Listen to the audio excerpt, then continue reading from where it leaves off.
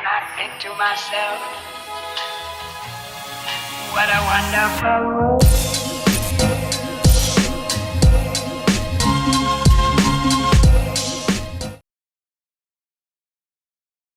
Halo semuanya, selamat datang kembali di Story Film. Apa kabar kalian semuanya? Semoga kita selalu diberi kesehatan, keberkahan, dan rezeki yang berlimpah. Kali ini saya akan membahas sebuah film yang berjudul Witnesses, yang dirilis pada tahun 2019. Film ini akan menceritakan tentang 4 pemuda kampus yang tanpa sengaja terlibat di sebuah kasus yang besar, di mana pada saat itu mereka sedang membuat film untuk tugas skripsi kampus mereka di sebuah gudang yang ternyata gudang tersebut milik kartel kejam. Hingga pada akhirnya mereka harus bertahan di situasi hidup dan mati.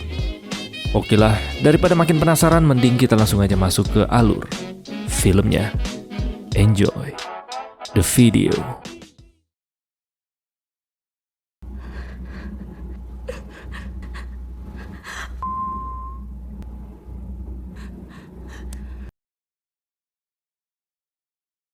Film diawali dengan diperlihatkan Pak Polisi yang diblur mukanya sedang memberikan sebuah keterangan tentang kasus besar yang melibatkan jaringan kartel narkoboy asal Meksiko. Kasus tersebut merupakan penemuan sebuah gudang yang di dalamnya terdapat narkoboy senilai 10 juta US dollar dan juga sebuah terowongan yang mengarah ke Meksiko yang digunakan jaringan mafia Meksiko atau kartel sebagai jalur transportasi, obat haram, dan sebagai jalur perdagangan manusia. Tentu saja kasus itu menjadi viral. Setiap media berebut untuk mendapatkan exposure dari kasus yang tanpa sengaja juga melibatkan beberapa remaja kampus. Info sedikit bagi yang tidak tahu, kartel merupakan sebuah kerjasama antara beberapa produsen, pengusaha atau perusahaan yang bersifat saling menguntungkan. Tapi kartel yang dimaksud di film ini merujuk kerjasama antar produsen narkoboy. Kita pun diperdengarkan rekaman seorang wanita yang diduga salah satu teman dari remaja yang terlibat. 911 South San Diego. After me. Who is? Get off me. Look, Ma'am? Lalu scene berganti pada waktu sebelum terbongkarnya kasus besar tersebut. Kemudian kita diperlihatkan dengan seorang remaja sedang membangunkan temannya yang tertidur pulas setelah kelelahan melakukan senam 5 jari semalam. Dia bernama Steve. Dude, money shot right now. I have sex with every girl I meet on campus. Sedangkan yang menjahili Steve untuk membangunkannya bernama Luke, yang merupakan teman dekatnya Steve. Mereka berdua merupakan mahasiswa jurusan perfilman semester akhir. Seperti yang kita ketahui, mahasiswa semester akhir harus menyelesaikan tugas skripsi mereka. Terkhusus karena mereka adalah jurusan perfilman, maka mereka mendapat tugas untuk membuat film pendek semenarik mungkin. Keesokan harinya, Steve mulai membuat naskah untuk film yang akan mereka buat, dan nama film mereka adalah Stalker. So how much longer? Oh. Did you Singkat cerita, mereka menempel selebaran film mereka agar mahasiswa lain bisa mendaftar untuk menjadi aktor di film yang mereka buat. out, dude? You can't be scared to go. She was flattered. You just witnessed, my man, casting day. And this is the mass that are in give shit. you're on me. I'll knee you in your box. Foreplay. I'm warning you.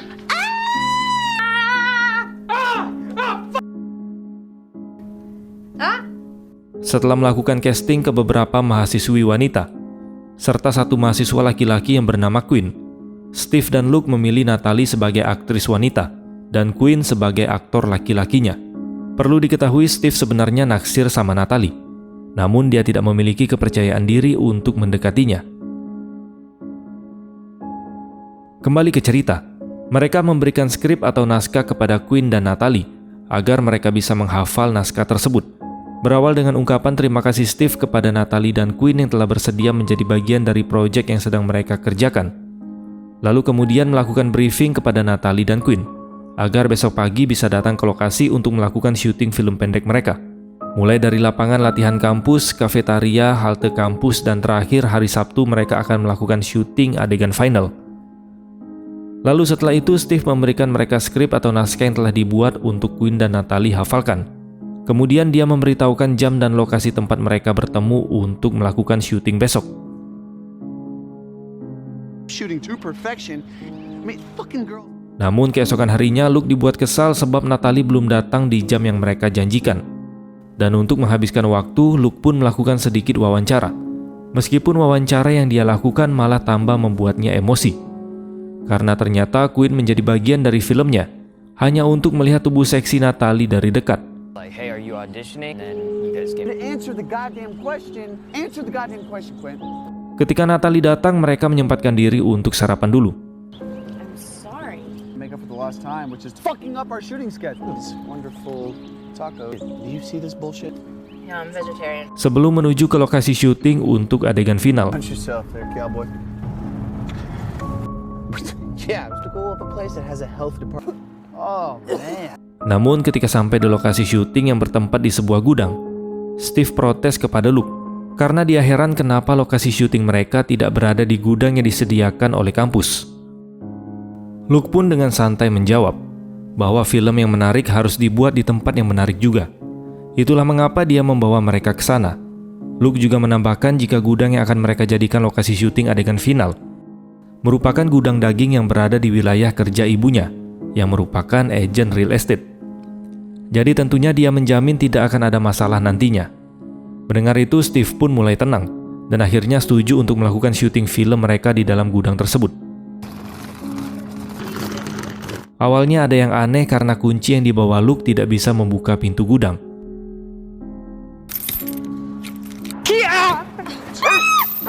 Tapi Luke si bangor memaksa masuk dengan membobol jendela gudang tersebut. Alright. Melihat itu, Steve dan yang lain bukannya marah. Mereka malah nurut dan mengikut perbuatan Luke. Singkat cerita, mereka pun mulai melakukan persiapan syuting dengan kamera spesial yang disewa oleh Steve khusus untuk film buatannya. It's designed to capture footage in every situation. Okay, cameras. Namun saat syuting akan dimulai, Steve kembali marah. Dan kali ini dia benar-benar sangat marah.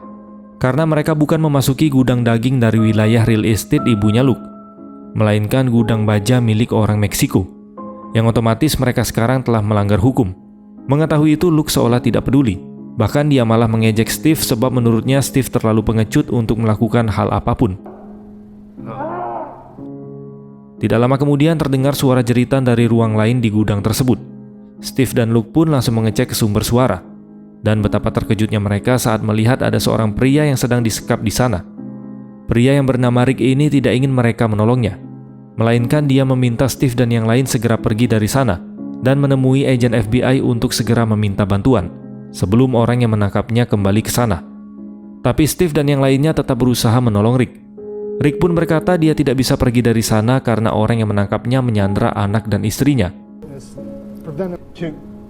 San Diego Bureau Chief. Seketika saat mendengar ucapan Rick, mereka pun langsung terdiam. Rick pun memberitahu bahwa dirinya adalah seorang pengacara Departemen Kehakiman. Kemudian dia juga berkata pasca dia menuntut bos kartel yang bernama Xavier Montalban, dan anak Xavier lah yang telah menangkapnya serta mereka menyandra anak dan istrinya Rick. Mereka melakukan hal itu pada Rick karena Xavier ingin meminta Rick menyerahkan saksi kunci kasus mereka agar tidak bisa bersaksi di sidang. Tapi sayangnya setelah mengetahui itu, tiba-tiba anak dari bos kartel yang menangkap Rick datang bersama dengan bawahannya. Mereka pun bergegas bersembunyi dan seolah tidak terjadi apa-apa. Ketika mereka bersembunyi di posisi masing-masing, anak dari bos kartel yang bernama Safi ini mulai memaksa Rick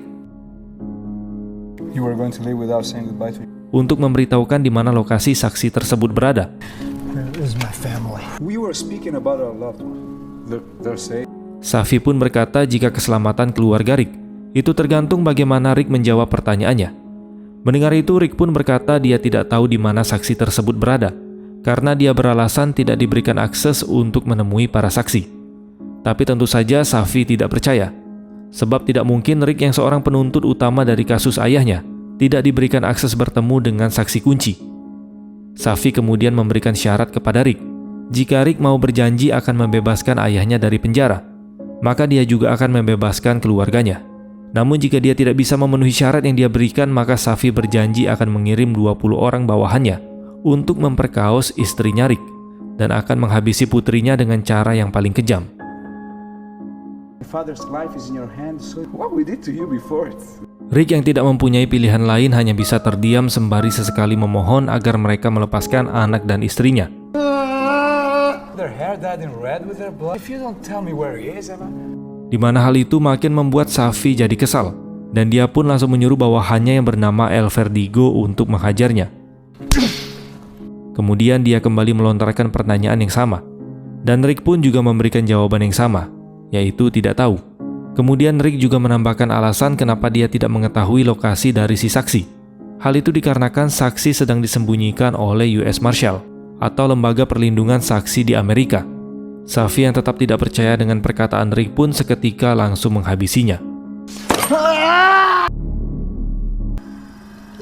Tentu saja Steve dan yang lain pun langsung syok ketika melihat kejadian itu. Sedangkan Luke yang panik tanpa sengaja membuat dirinya ketahuan.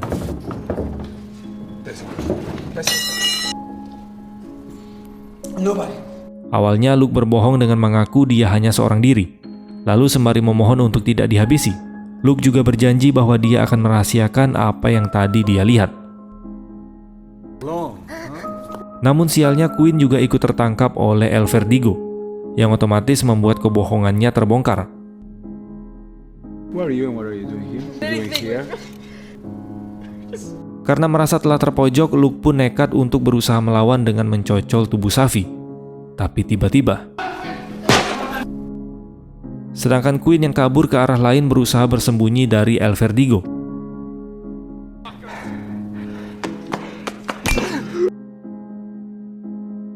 Sayangnya dengan mudah dia ditemukan oleh si Vertigo, dan pada akhirnya dia pun juga ikut dibunuh.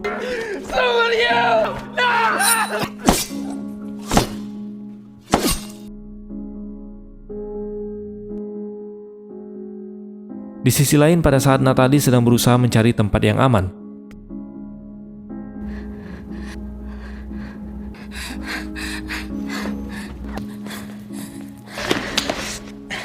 tanpa sengaja dia bertemu dengan Steve di dalam kegelapan gudang.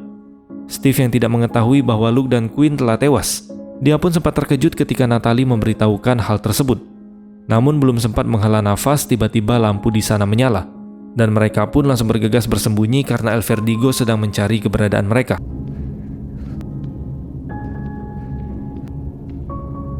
Kemudian Steve berencana memancing perhatian El Vertigo, sembari menyuruh Natalie untuk segera kabur ke tempat yang dia duga jalan keluar dari sana. Lalu ketika mendapat kesempatan, Steve dan Natalie pun berpencar. Natalie mengarah ke sebuah terowongan, sedangkan Steve mengarah ke sebuah ruangan lain di gudang tersebut.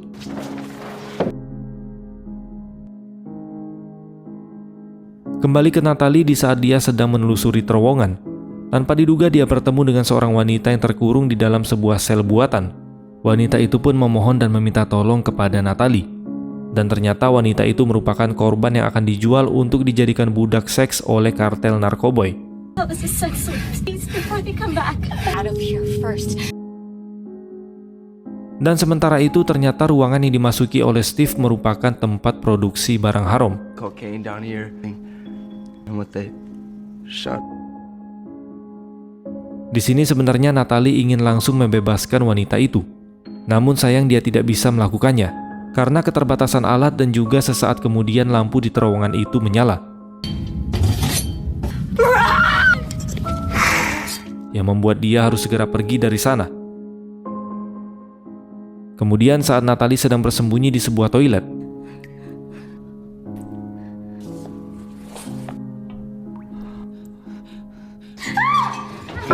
El Vertigo berhasil menemukannya. Beruntung Natalie masih bisa lolos dengan cara memaksa masuk ke ventilasi udara.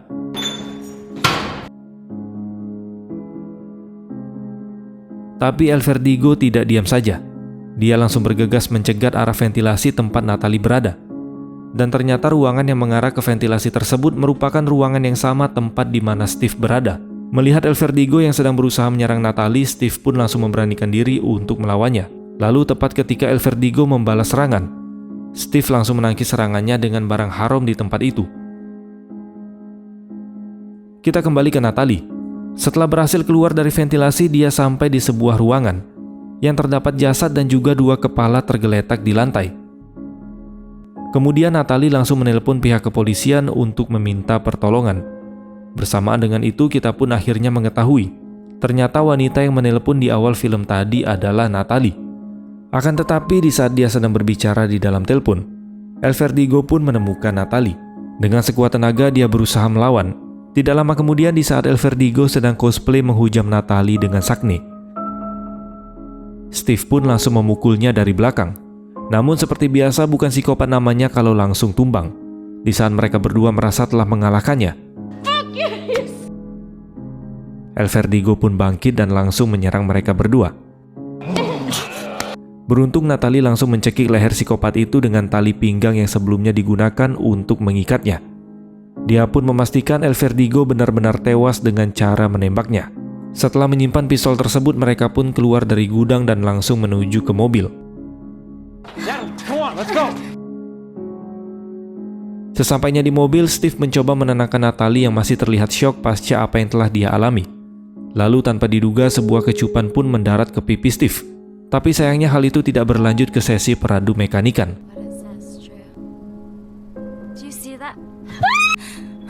Karena Xavier datang mengganggu dengan pisau yang tepat berada di leher Steve di saat mereka sedang lengah. Xavi pun merasa berada di atas angin setelah berhasil memojokkan Steve. Namun yang tidak dia ketahui, Natalie masih menyimpan pistol sebelumnya. Lalu tiba-tiba scene kemudian berganti dengan diperlihatkan hal yang agak aneh. Karena seharusnya El Vertigo masih rebahan di sana, tapi entah kenapa dia hilang seperti ditelan bumi. Kabarnya pun sama sekali tidak diketahui. Dan film pun selesai. Ending yang sangat men-El Vertigo-kan. Siapa sangka berawal dari proyek kecil remaja kampus berubah menjadi sebuah tragedi yang sangat mengerikan. Dan sebenarnya apa yang terjadi kepada El Vertigo? Apakah sebenarnya dia masih hidup? Entahlah. Hanya Tuhan dan sutradara yang tahu. Oke lah teman-teman, mungkin ini aja yang bisa kita bahas pada kesempatan kali ini. Terima kasih sudah menonton dan sampai jumpa di next video.